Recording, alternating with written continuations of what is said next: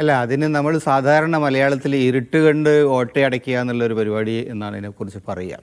കാരണം വസ്തുതകളെ പൂർണ്ണമായിട്ടും നിരാകരിച്ചുകൊണ്ട് നേരത്തെ കൂട്ടിയ ഒരു സ്ക്രിപ്റ്റിൻ്റെ അടിസ്ഥാനത്തിൽ ഞങ്ങൾക്ക് തെറ്റൊന്നും പറ്റിയിട്ടില്ല, ഞങ്ങൾക്ക് യാതൊരു തരത്തിലും ഇത്തരം വിഷയങ്ങളെക്കുറിച്ച് പരിശോധിക്കേണ്ടതില്ല എന്ന് പറയുന്ന വളരെ അടഞ്ഞ ഒരു മനസ്സോടുകൂടിയാണ് ഈ കാര്യങ്ങളെ കാണാൻ ശ്രമിക്കുന്നത്. അത് സെൽഫ് ക്രിട്ടിക്കലായിട്ടുള്ള ഒരു അപ്രോച്ചിൻ്റെ കുറവ് അതിനകത്ത് കാണാം. രണ്ടാമത്തെ കാര്യം, ഭരണകൂടത്തെ സംബന്ധിച്ചുള്ള പ്രധാനപ്പെട്ട പ്രശ്നം എന്താണ്? അൻവർ മത്സരിച്ചു എന്നുള്ളതൊരു പ്രശ്നമാണെങ്കിൽ എന്തുകൊണ്ടാണ് അൻവർ മത്സരിക്കേണ്ടി വന്നത് എന്ന ചോദ്യം നമ്മൾ ചോദിക്കണ്ടേ? കാരണം മലബാറിൽ കഴിഞ്ഞ എത്രയോ ഒരു 10, 12, 15 വർഷങ്ങളായിട്ട് ഇടതുപക്ഷ മുന്നണിയുടെ ഏറ്റവും പ്രധാനപ്പെട്ട ഒരു ഫൈറ്റിംഗ് ഫിഗറായിരുന്നു അൻവർ. ആക്ച്വലി നിലമ്പൂർ മാത്രമല്ല, നിലമ്പൂരല്ല അൻവർ സ്റ്റാർട്ട് ചെയ്യുന്നത്. നിലമ്പൂർ അദ്ദേഹം കുറച്ച് ഈ വികസന പ്രവർത്തനങ്ങളുടെയൊക്കെ പങ്കാളിത്തം വഹിച്ചു, അവിടെയൊക്കെ അധ്യക്ഷത വഹിച്ചു. അതുകൊണ്ട് ജനങ്ങളുടെ ജനങ്ങളുമായിട്ട് അദ്ദേഹത്തിന് ബന്ധസ്ഥ. ഈ അൻവർ ഏറനാട് മണ്ഡലത്തിൽ മത്സരിച്ച സമയത്ത് അദ്ദേഹം അന്ന് ഇടതുപക്ഷ സ്ഥാനാർത്ഥി CPM-ൻ്റെ സ്ഥാനാർത്ഥിയായിരുന്നു. അങ്ങോരേക്കാൾ വളരെ കൂടുതൽ വോട്ടോടുകൂടിയാണ് അൻവർ വന്നത്. എങ്ങനെയാണ് ആ തരത്തിലുള്ള സംഭവങ്ങൾ ഉണ്ടായത് നമ്മൾ ആലോചിക്കണം. അൻവർ വളരെ കരുത്തനായിട്ടുള്ള ഒരാൾ തന്നെയായിരുന്നു അന്നും. അതിലേക്ക് പിന്നെ അദ്ദേഹത്തിന് അന്ന് അത്രയും വോട്ടുകളില്ല. അല്ലെങ്കിൽ പിന്നെ CPM-ൻ്റെ വോട്ടുകൾ CPIക്ക് കൊടുക്കാതെ അദ്ദേഹത്തിന് കൊടുത്തിരിക്കണം.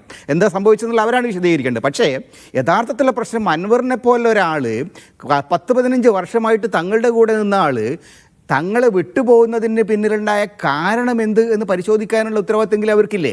അപ്പോൾ അതുകൊണ്ട് ആ ഒരു പരിശോധന നടത്തിയിരുന്നെങ്കിൽ തങ്ങളുടെ ഭാഗത്ത് പെശകുണ്ടായത് കൊണ്ടാണ് ഇടതുപക്ഷത്തിന് ഏറ്റവും കരുത്തനായിട്ടുള്ളൊരു MLA വിട്ടുപോയത് എന്നെങ്കിലും അവർക്ക് മനസ്സിലാക്കാൻ കഴിയായിരുന്നു. മാത്രമല്ല, അൻവർ പറഞ്ഞ വിഷയം എന്താണ്?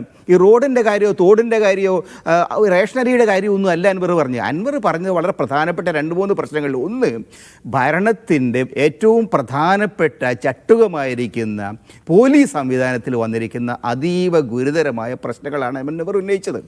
അത് ജനവിരുദ്ധമായിട്ടൊരു ഒരു സംവിധാനമായിട്ട് പോലീസ് മാറിയിരിക്കുന്നു. പ്രത്യേകിച്ച് ന്യൂനപക്ഷ സമുദായങ്ങളിൽപ്പെട്ട ആളുകളുടെ നേരെ പോലീസ് എടുക്കുന്ന സമീപനം ഒരു നിലക്കും അംഗീകരിക്കാൻ കഴിയില്ല. ഈ കാര്യങ്ങൾ അദ്ദേഹം വളരെ കൃത്യമായിട്ട് പറയുകയുണ്ടായി. അതാണ് ജനങ്ങളെ സംബന്ധിച്ച് അത് വളരെ പ്രധാനപ്പെട്ട ഒരു വിഷയമാണ്. ഈ കഴിഞ്ഞ നിലമ്പൂർ നിങ്ങൾക്ക് ഓർമ്മയുണ്ടാവുമെന്നറിയില്ല, ഈ സർക്കാർ ഇതിനു മുമ്പുണ്ട സർക്കാർ വന്ന സമയത്ത് ആദ്യത്തെ വെടിവെച്ച സ്ഥലം നിലമ്പൂർ കരുളായി എന്ന് പറഞ്ഞ സ്ഥലത്തായിരുന്നു. അവിടെ 2 പേരെയാണ് വെടിവെച്ച് വന്നത്. പിന്നീട് 9 പേരെ വെടിവെച്ച് വന്നിട്ടുണ്ട്. അപ്പോൾ ആ തരത്തിലുള്ള ഒരു പോലീസ് സംവിധാനമാണ് കേരളത്തിലുള്ളത്.